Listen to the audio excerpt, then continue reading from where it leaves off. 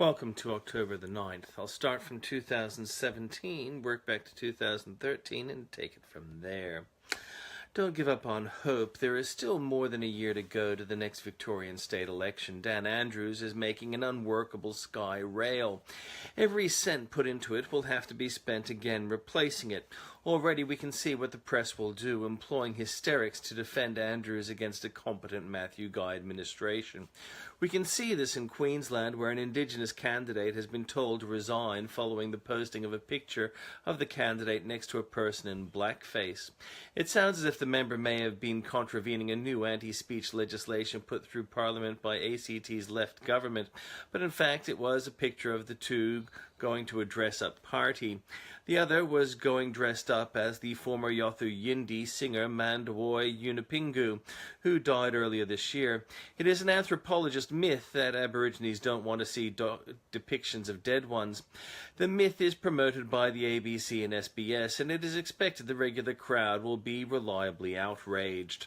The candidate had posted the picture on Facebook and then taken it down before the outrage, but the outrage lobby sent blood.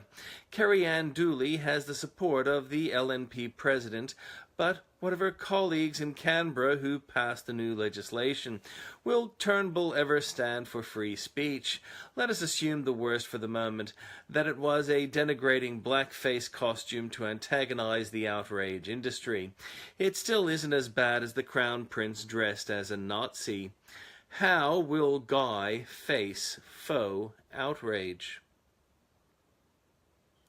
Meanwhile, there is outrage in New South Wales after an autistic 7-year-old boy had been secured to a chair. To be fair, there's no indication that the child was being educated.